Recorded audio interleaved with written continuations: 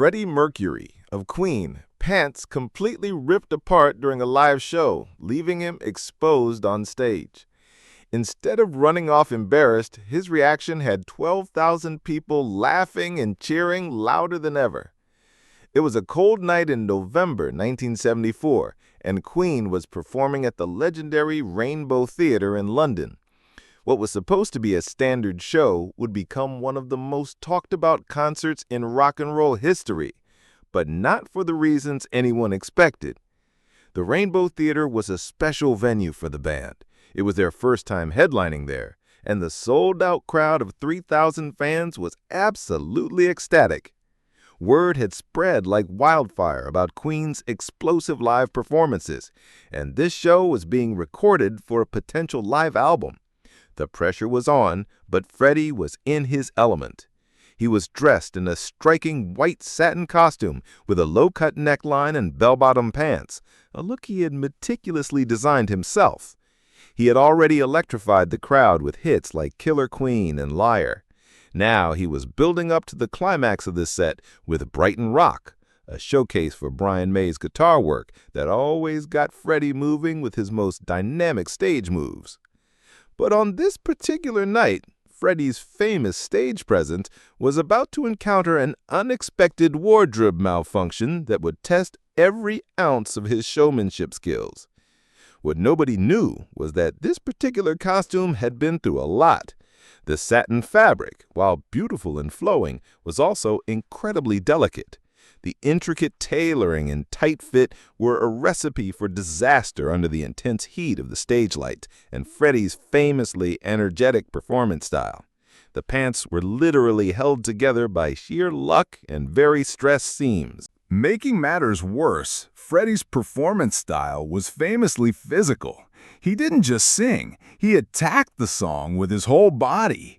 He would bounce, leap, and lunge across the stage. He did dramatic high kicks and spun like a dervish. When he got into Brighton Rock, he was a whirlwind of energy, with his whole body moving in a frenzy. Something had to give.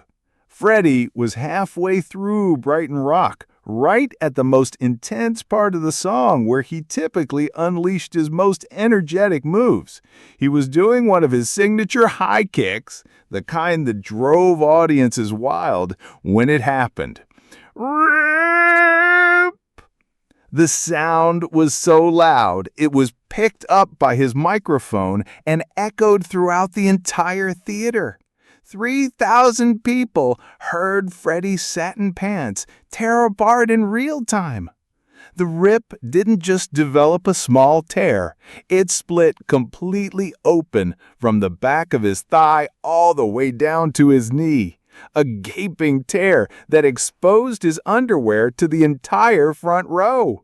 The tear was not just in a private place, but was in full view of the audience.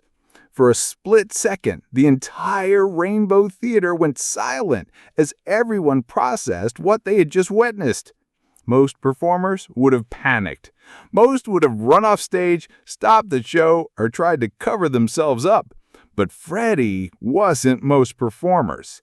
His reaction was so quick and so perfectly in character that many people in the audience later said they wondered if it was planned. Freddie looked down at his ruined pants, looked out at the stunned audience, and without missing a beat, he spread his arms wide and shouted into his microphone, "Well, it appears I've just given you all a little bonus." The audience erupted. 3,000 people went from shocked silence to thunderous laughter and applause in about 2 seconds.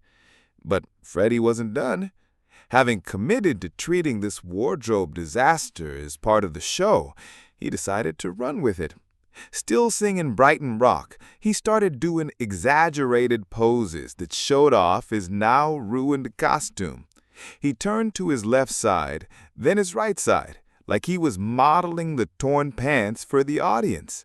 "Ladies and gentlemen," Freddie announced, still maintaining the melody of Brighton Rock, "it appears my tailor and I are going to have some words after this show."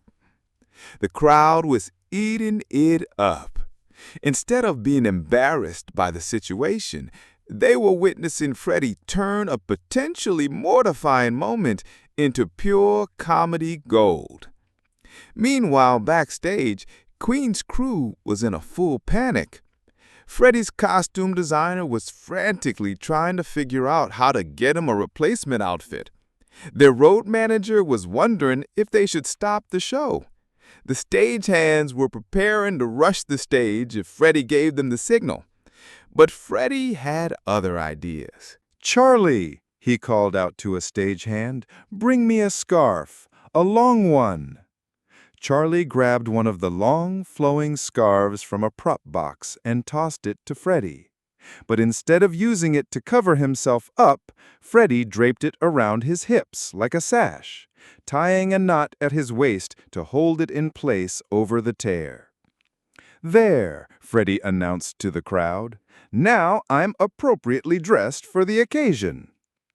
What happened next showed Freddie's genius for reading an audience and turning any situation to his advantage. "You know what, darlings," Freddie said, walking to the edge of the stage with his scarf sash hanging perfectly. "I think this calls for some audience participation. You all are going to help me finish this song." He started conducting the audience like a choir director, getting all 3,000 people to sing along to Brighton Rock, while he provided commentary and encouragement. "I want to hear all the ladies sing," he demanded. "Now I want to hear all the men," he shouted back. "And everybody together now." The entire Rainbow Theater was singing Brighton Rock at the top of their lungs, while Freddie, in his torn satin pants and improvised scarf, conducted them like he was leading the world's largest rock and roll choir. While Freddie was turning his wardrobe malfunction into a sing-along spectacular, his team backstage was working on a solution. But they were facing a problem. Freddie's costumes were custom-made, and they didn't have another outfit that would fit him properly. That's when John Deacon, Queen's bassist, came up with a brilliant idea. "What if we don't try to replace the pants?" John suggested. "What if we just make what he's wearing work?" During the next song, Stone Cold Crazy, Charlie and another crew member casually walked onto the stage as if it were part of the planned choreography. They had safety pins, fabric tape, and a few more of Freddie's signature scarves in full view of the audience. They repaired Freddie's costume by pinning it together with the decorative scarves, creating what looked like an intentional, edgy new design. What emerged from this impromptu costume repair was actually pretty cool. The colorful scarves created a layered, almost artistic look over the white satin jumpsuit. It was different from anything Freddie had ever worn before, and it looked deliberately artistic. "Ladies and gentlemen," Freddie announced as his crew finished their on-stage tailoring, "I'd like to introduce you to my new look, Disaster Chic." The audience loved it. The improvised costume looked so good that several fashion designers in the audience later said they thought it was a planned part of Queen's show. Instead of derailing the concert, the pants incident seemed to energize both Freddie and the audience. The shared experience of witnessing and laughing about the wardrobe malfunction created a bond between performer and audience that made the rest of the show feel more intimate and spontaneous. Freddie started incorporating jokes about his fashion emergency into his between-song banter. When he performed Love of My Life, he changed some of the lyrics to reference his costume problems, getting huge laughs from the crowd. "Don't be cruel to a heart that's true," he sang, And don't be cruel to a pair of pants either, 'cause look what happens. The next day, the story of Freddie's pants disaster was all over the entertainment news. But instead of being portrayed as an embarrassing incident, it was celebrated as an example of Freddie's professionalism and quick thinking. Freddie Mercury proved last night why he's called the king of the stage, wrote a London music critic. When faced with what could have been a career-embarrassing moment, he turned it into pure entertainment gold.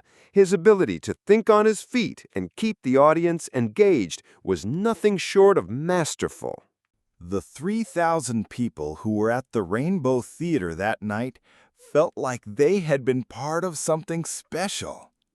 They had seen Freddie not just as a polished performer, but as a real person who could laugh at himself and roll with unexpected situations. Many fans later said that the November 1974 show became their favorite Queen concert, not despite the wardrobe malfunction, but because of it. For Freddie personally, the pants incident was significant because it reminded him of the joy of spontaneous performance. In recent years, his shows had become somewhat predictable and routine. The forced improvisation of that night rekindled his love for the unexpected moments that live performance could provide. The incident became a legendary example in entertainment circles of how to handle on-stage disasters. The Freddie Mercury approach: embrace it, make it part of the show, and keep the audience engaged, became the gold standard. Today, the story of Freddie Mercury's pants disaster is told in entertainment industry workshops as an example of how to turn crisis into opportunity. But beyond its professional implications, the story reminds us that authenticity and humor can be more powerful than perfection. Freddie's willingness to laugh at himself and include his audience in solving his problem created a connection that was more meaningful than any flawless performance could have been. The Rainbow Theater concert proved that Freddie Mercury's greatest talent wasn't just his voice or his stage presence. It was his ability to connect with people as a human being. When his carefully crafted image literally fell apart in front of thousands of people, Freddie didn't try to hide or make excuses. He laughed, he improvised, and he invited his audience to be part of the solution. In doing so, he reminded everyone in that arena and everyone who has heard the story since that the best moments in life often come not when everything goes according to plan, but when we're flexible enough to find joy in the unexpected. And maybe that's the real reason Freddie was called the King. Not because he was perfect, but because he knew how to turn his imperfections into something beautiful. If this incredible story of turning disaster into triumph moved you, make sure to like the video and subscribe to the channel. Share this video with someone who needs to hear about the power of laughing at yourself and rolling with life's unexpected moments. Have you ever turned an embarrassing situation into something positive? Let us know in the comments. And don't forget to ring that notification bell for more amazing true stories about finding grace and humor in life's most challenging moments.